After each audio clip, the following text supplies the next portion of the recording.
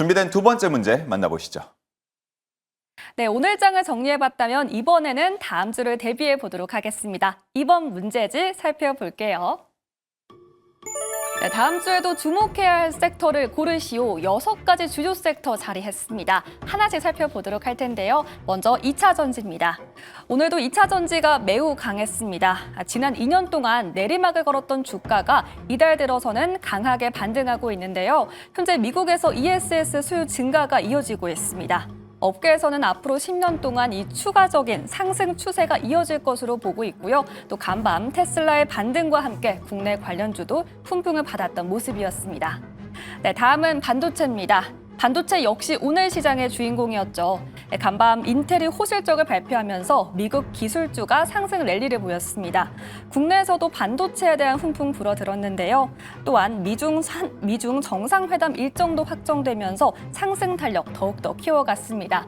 오늘 시장에서는 삼성전자, SK하이닉스의 합산 시가총액이 사상 처음으로 1조 원을 넘어섰고 SK하이닉스는 50만 원 선 넘어서면서 신고가를 경신하기도 했습니다.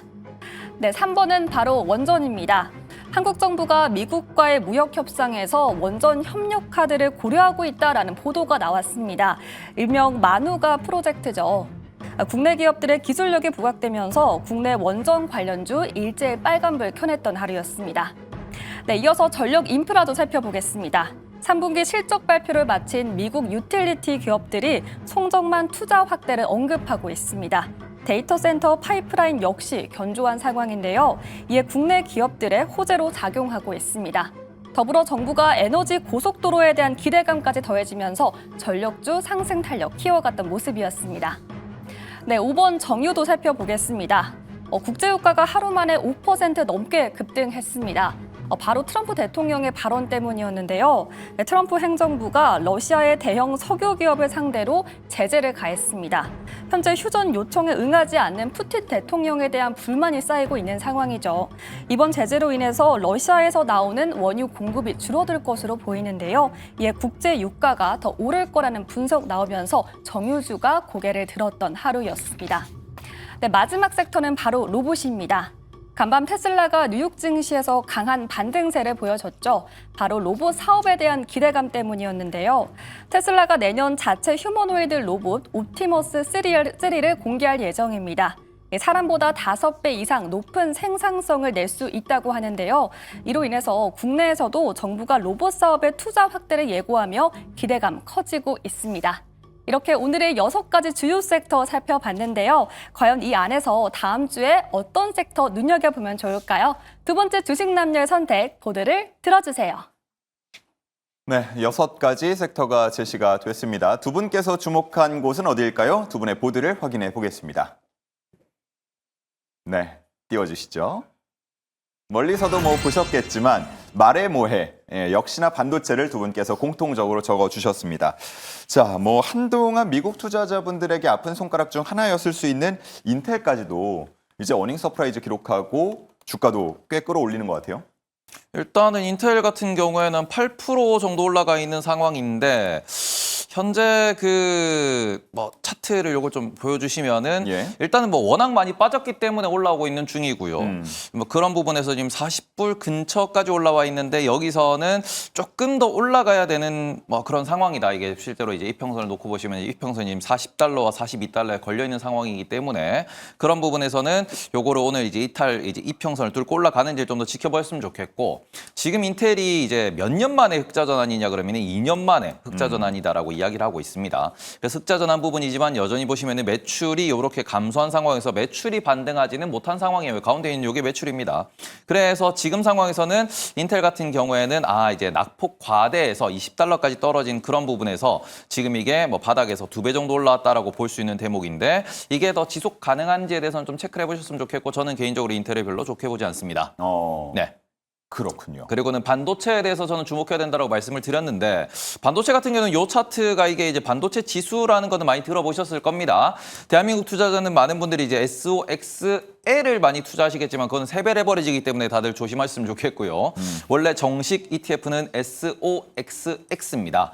요 속스라고 하는 ETF인데 여기 보시면 추세가 이렇게 지금 올라오고 있는 중이에요. 그래서 요런 이제 미국에서는 추세 매매를 많이 하기 때문에 요런 상황에서 현재는 반도체가 이제 우리나라 중심으로 삼성전자, 하이닉스만 보시면 안 된다. 이거를 반도체 지수와 함께 엔비디아와 함께 보시면서 그런 상황에서 마이크론까지 곁들여 보시면은 아, 얘들이 어디로 가는구나라는 방향성이 나오는 거고 현재 수는 반도체 지수도 계속해서 신고가를 경신하면서 어찌 보면 밀어 올리고 있는 상황이기 때문에 요게 우리나라 시장, 우리나라 투심을 많이 건들고 있는 상황이고요. 최근에는 우리나라에서 삼성전자와 하이닉스가 밀리면은 모든 종목이 특히 대형주가 다 같이 밀리는 그런 모습을 보이고 있기 때문에 이런 부분에서는 우리나라를 보실 때는 오히려 뭐 다른 섹터 다 필요 없이 반도체를 중심으로 보시면서 아침에 눈 뜨자마자 항상 이 필라델피아 반도체 지수를 보시면서 아, 오늘 반도체가 괜찮겠구나, 오늘 우리나라 시장 심리가 괜찮겠구나 이런 걸 체크하면서 보셨으면 좋겠다. 이렇게 말씀을 드리고 싶습니다. 네, 좋습니다. 뭐 두 기업 하이닉스와 삼성전자의 시가총액이 1,000조를 넘었다고 하니까 우리 시장에서 뭐 절대적인 영향력을 끼치고 있다, 전반적인 분위기를 이끌고 있다 이렇게 보는 게 무리는 아닐 것 같고요. 자, 이 대표께서도 역시나 반도체.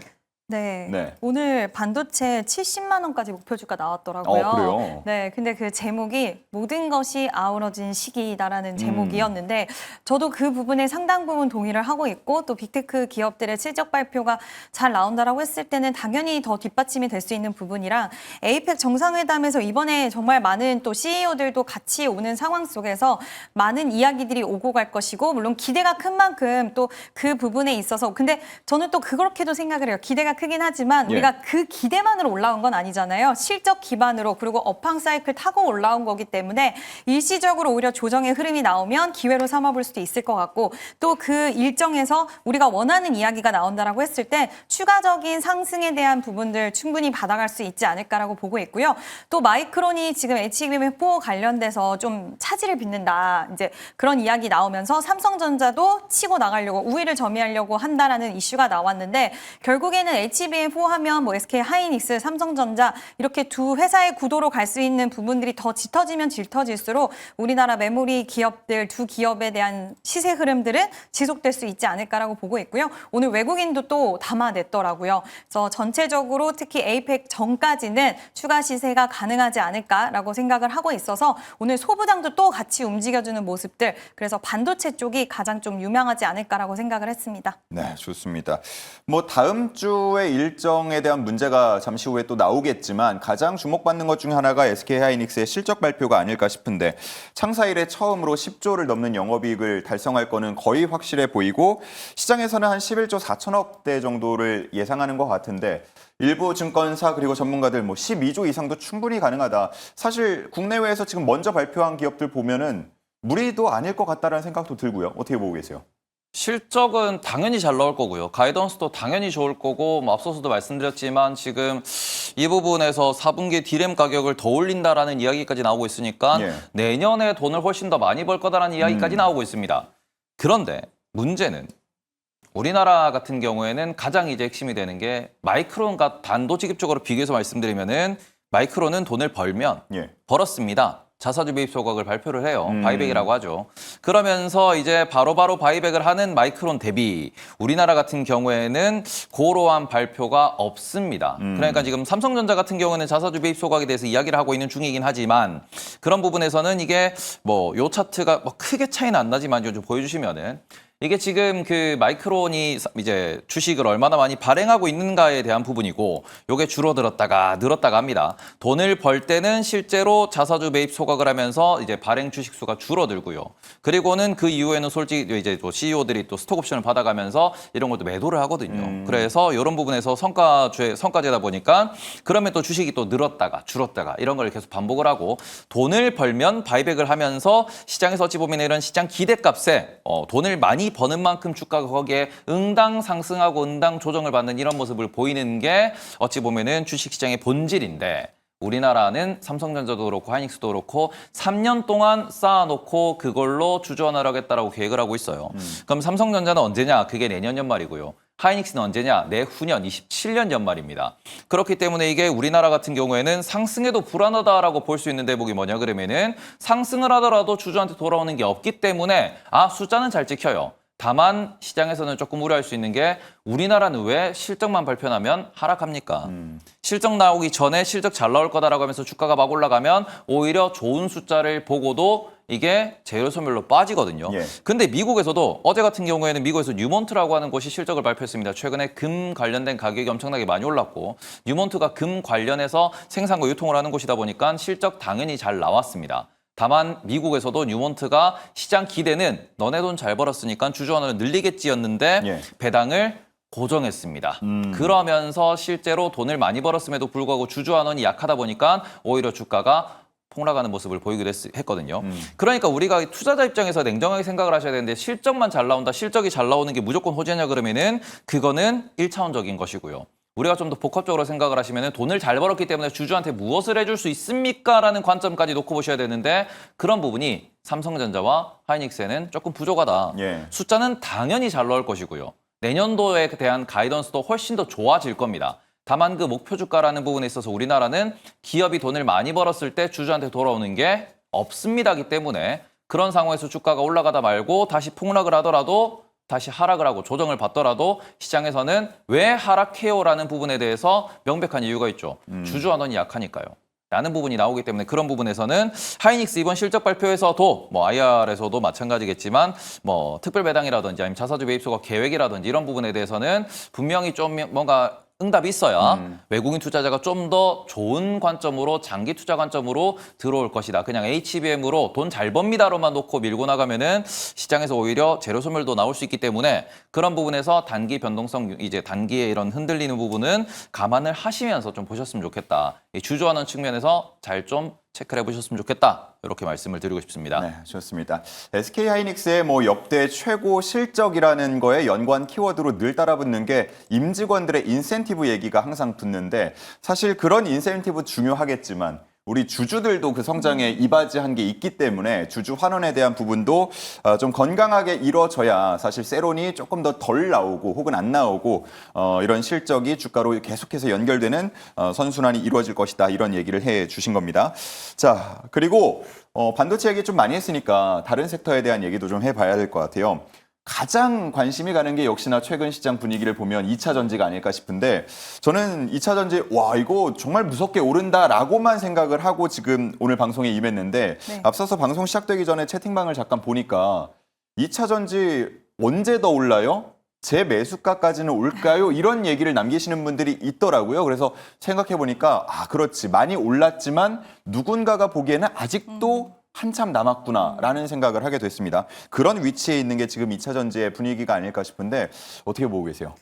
2차 전지를 저도 약간 확인을 해야 된다는 부분이 항상 있었던 스탠스를 가지고 있었는데 ESS에 대한 성장 부분은 우리가 내년에 가시화될 것이다 라는 부분들을 가지고 있었죠. 근데 3분기 실적은 기대를 많이 안 했는데 LG 에너지 솔루션이 포문을 잘 열어줬던 것 같습니다. ESS 쪽으로의 성장을 보여줬고 실적으로 보여줬고 그 부분에 따라서 뒤에 양극재 기업들 포스코 퓨처엠 그리고 LNF, 에코프로 실적 기대감을 가져갈 수 있는 이야기들이 뒤따라서 또 나왔고요. LFP ESS 쪽으로의 이제 앞으로 좀 미국 쪽의 생산 시설이라든지 이런 것들을 확충한다라는 소식이 나오면서 진짜 ESS로 이제 돈을 버는 시기가 시작이 되었고 또 마침 그때 AI 열풍이 불면서 전력에 대한 부분들이 필요하다. ESS 시장은 필수적이다라는 이야기가 또 뒤따라서 나왔어요.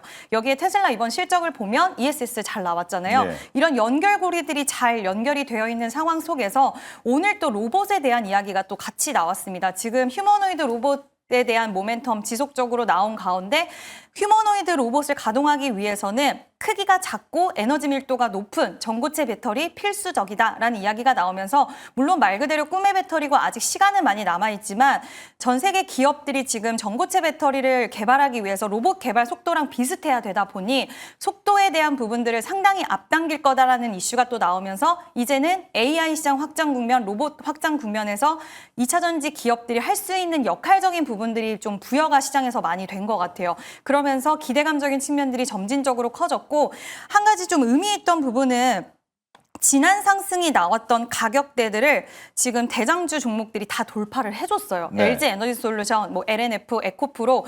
그래서 시기적으로 봤을 때 이번 탄력은 좀 달랐다라고 판단을 했고요.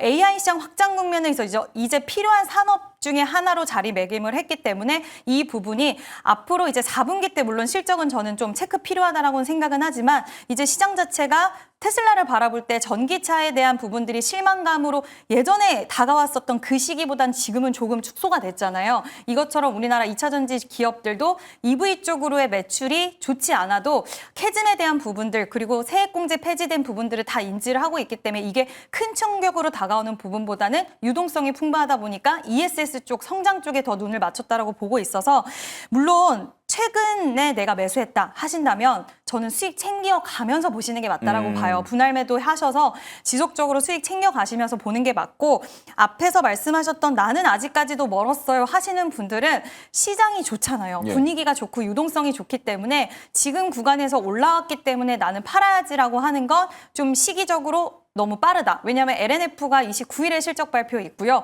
LNF가 이번에 영업이익이 시장 컨센보다 상당히 좋을 거라는 얘기들이 많더라고요. 그래서 그 부분으로 인해서 이번에 LS 일렉트릭이 실적이 시장 컨센을 한회했지만 관세 때문이다라는 이야기 때문에 그 다음날 쐈잖아요. 그렇죠. 예. 그런 것처럼 만약에 2차 전지 쪽에서도 그런 종목이 나와준다라고 한다면 추가 시세가 가능할 수 있을 거라고 판단이 들어서 내가 막 몇 년 동안 너무 고생해서 나는 어느 정도라도 챙기고 싶어요라는 마음이 아니라고 하신다면 내가 너무 매수가 높다라고 한다면 지금 구간에선 좀 더 보자. 그리고 최근에 샀다 하시는 분들은 분할 매도 하시면서 수익 챙겨가시면서 보자라고 말씀드려보고 싶습니다. 예. 이게 뭐 어디서 바라보느냐에 따라서 현 주가가 굉장히 다르게 느껴질 것 같은 게 2차 전지 쪽입니다. 너무 단기간에 이거 2배나 올라왔는데 하는 분들도 있을 것 같고 앞서 시청자분처럼 아직도 멀었다 이렇게 느끼는 분들도 있을 것 같아서 2차 전지의 흐름은 뭐 계속해서 주목을 해봐야 할 것 같고 하지만 확실한 건 이전에 한 번씩 나왔던 반등들과 분위기는 확연히 다르다 정도일 것 같습니다.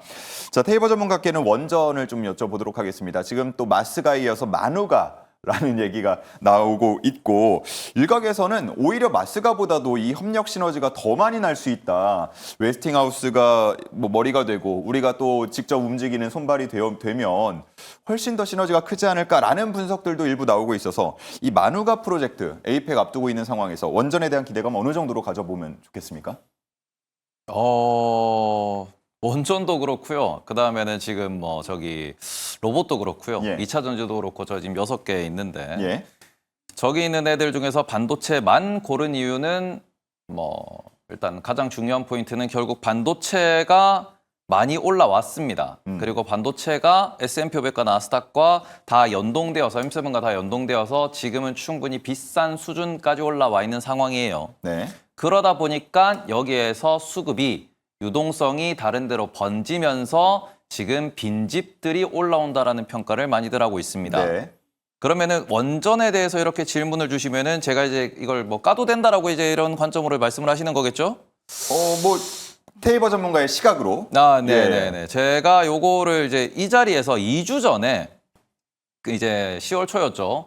그때 두산에너빌리티가 박스권을 딱 뚫고 올라간 날이 있습니다. 그쵸. 요 차트 열어서 보여주시면은 예. 그때 말씀드렸을 때가 다시 차트가 열렸습니다. 이제는 우리가 약간은 트레이딩 관점으로 접근해 볼 수 있을 것 같습니다. 이게 좀 길게 횡보하던 라인을 뚫고 올라간 것이기 때문에 그런 부분에서 트레이딩 관점으로 봅시다라고 말씀을 드렸는데 그랬죠. 이게 지금 만우가 아니 뭐니 이렇게 이야기를 하시는데 그러면은 한미 정상회담이 재료 소멸로 작동을 하겠죠. 그래서 이거는 트레이딩 관점으로 놓고 보시든 아니면 지금 자리를 놓고 보시든 아니면은 지금 제가 이거를 미국에 있는 그러한 여러 기업들을 기준으로도 차트를 열어서 보여드려 보면은 미국의 SMR이라고 있습니다. 요런 애들을 지금 또 연결해서 보여드리면은 얘들 지금 차트 자리가 되게 많이 무너져 있는 상황이죠. 등락이 심하더라고요. 그러니까 지금 우리나라에서 이제 두산 에너빌리티가 최근에 차트를 깨고 올라가면서 국내에서 트레이딩장이 크게 열린 게 하나 이슈가 될 수 있겠지만 지금 미국에서는 이렇게 밈스탁이라고 볼 수 있는 애들 특히 원전 관련된 애들이 등락이 커지고 있는 상황입니다. 근데 이 부분은 제가 계속 말씀드리고 싶은 내용인데 금도 지금 차트를 보시면은 금도 현재 최근에 많이 흔들리는 모습을 보이면서 고점에서 꽤 크게 밀려 있고 이런 부분이 지금 변동성과 밈과 혹은 레버리지라고 하는 밈스탁이라고 하는 그런 부분에 있어서 밈 차트라고 볼 수 있는 그런 자산들이 있어가지고 이런 것들이 이제 좀 경고 메시지로 많이들 받아들여지고 있는 상황입니다. 우리나라에서는 대표적으로 로봇, 원전 같은 곳들이 있을 수 있겠죠. 이런 부분들 같은 경우에는 지금 숫자 없이 우리가 아이디어로만 투자를 하고 있는 부분이고 트레이딩 관점으로 차트만 보고 투자하는 것이기 때문에 만약에 본인이 뭐 주식에 대해서 혹은 밸류에이션에 대해서 잘 모른다라고 했을 때는 이쪽은 밸류가 없습니다. 우리나라에서 로봇, 원전, 2차 전지는 모두 코인과 같은 트레이딩으로 접근하셔야 됩니다. 그렇기 때문에 코인을 보듯이 투자를 하셔야 되기 때문에 이거를 주식으로 보시면 상당히 결과가 좀 크리티컬할 수 있다. 앞서서 2차 전지에 대해 가지고 지금 최근에 들어가신 분들은 수익을 챙기면서 챙기면서 투자를 하는 전략을 취했으면 좋겠다라고 말씀을 해주셨는데 수익을 챙기면서라는 거는 줄 때 먹고 나오면서 투자하시라고 하는 겁니다. 그런 부분에서 이거를 밸류에이션 관점에서 얘기하기에는 상당히 곤란하지 않을까. 그리고는 재료 소멸 조심하셔서 대응하셨으면 좋겠다. 이렇게 말씀을 드리고 싶습니다. 네, 좋습니다. 뭐 같은 질문을 이 대표께도 드려볼 수밖에 없을 것 같아요. 원전 로봇을 말씀을 해주셨잖아요. 뭐 유망하게 보는 투자자 일부들은 뭐 그렇게 말씀을 하시겠죠. 마누가 프로젝트까지 붙었는데 그렇지 않아도 원전 뭐 수출 잘하고 있었고 실적 붙고 있었고 숫자도 찍힐 것 같은데 로봇도 마찬가지죠. 이제 뭐 향후 몇 년 안에 우리 가정에도 들어오고 여기저기 공장에도 들어가고 건설 현장에도 들어가고 실적 찍힐 것 같은데 지금 투자하는 게 맞지 않겠습니까? 라고 얘기를 할 수도 있을 것 같아요. 어떻게 보고 계십니까? 일단 로봇은 지금 많은 종목들이 과열 상태이긴 해요. 그러니까 테이버 전문가님의 말씀도 있지만 저는 좀 로봇은 성장 쪽으로 좀 더 초점을 보고는 있는데 최근 들어서 시세가 너무 많이 나왔기 때문에 이 부분에 있어서 사실 추격 매수를 하는 거는 좀 부담이 된다라는 부분인데 이 로봇 섹터 자체가 지금 이렇게 가는 것은 테슬라가 이제 다음에 옵티머스 3세대 로봇 손에 대한 공개를 이야기하면서 한 두세 달 전쯤에 LG전자와의 협력 관계 이야기가 나왔고 LG전자가 지분을 갖고 있는 기업들이 로보티즈, 로보스타 굉장히 강한 시세가 오늘 또 시장에서 나왔어요. 그래서 지금 빅테크 기업들과의 협력 관계를 갖고 갈 수 있는 기업들이 저는 있다라고 보고 있거든요. 우리나라 안에서 집약적으로. 근데 그런 기업들을 지금 구간에서 매수를 하기에는 부담스러울 수 있으니 시장이 좀 길게 봤을 때 중간에 만약에 눌림이 왔을 때는 대장주 위주로는 저는 아직까지 로봇 같은 경우에는 계속 좀 연말까지 보셔야 된다라고 생각하는 섹터 중에 하나고요. 예. 그리고 원전 같은 경우에는 원전은 저는 좀 기대를 하고 있어요. 기대한다. 네, 일단 트럼프 대통령이 지금 미국 원전 건설을 2030년까지 10기 건설을 착공이라도 들어가야 된다라고 계속적으로 이야기를 하고 있고 여기서 그럼 선택할 수 있는 선택지가 어느 나라가 있을까라고 봤을 때 미국 안에서는 그 밸류 체인이 없기 때문에 우리나라에 대한 손을 뻗을 수밖에 없는 상황이라서 웨스팅하우스와의 분쟁이 있긴 하지만 정부 차원에서 이거를 해결해 줄 수 있는 가능성이 좀 있지 않을까라고 보고 있고요. 물론 그렇게 되면 설계 자체가 APR 1400이 아니라 AP 1000으로 진행이 될 거라고 보고 있는데 이렇게 된다라고 했을 때 일단 시장 자체는 지금 원전 관련돼서 우리가 조선 같은 경우엔 우리나라도 좋아하고 트럼프도 계속 좋아한다라고 손을 뻗었던 쪽이고 원전 같은 경우에는 우리나라에서도 약간은 회의적인 시각 이번에 고리 2호도 또 미뤄졌더라고요. 승인에 대해서. 그래서 우리나라에 대한 스탠스 그리고 미국 웨스팅하우스와의 분쟁 때문에 손익에 대한 이야기가 계속 따라붙었다 보니까 올라가는 상황도 있긴 했지만 주가가 생각보다는 부침이 있었어요. 근데 이번에 만약에 협력에 대한 이야기가 좀 나온다라고 한다면 에너지 장관이랑도 지속적으로 만남을 하고 있고 거기에 원전 관련된 과장도 동참을 했다라고 하더라고요. 지난 16일 일정에. 그래서 이런 부분들로 봤을 때는 트럼프 얼마 전에 발언을 봐도 중국과 러시아가 원전 시장에서 활개를 치는 거는 절대 보고 싶지 않다라고 이야기를 했을 때 그러면 미국 혼자서 해결할 수 없는 웨스팅하우스는 기술적인 부분들이 딸리다 보니까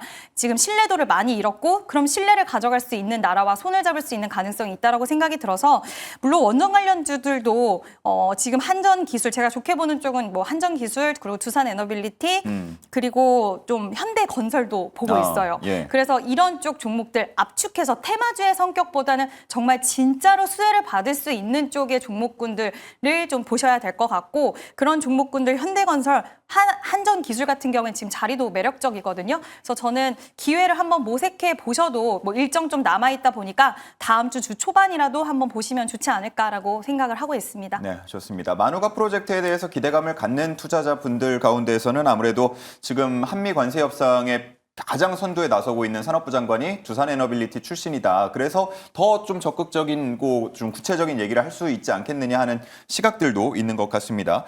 뭐 두 분 양쪽에서 나눠준 얘기가 둘 중에 하나만 꼭 맞는다 이런 건 없습니다. 사실 지나고 봤을 때 둘 다 맞는 얘기일 수도 있기 때문에 어떻게 전개가 되는지 그 상황마다 그 대응이 더 중요할 것 같다라는 생각이 들었습니다.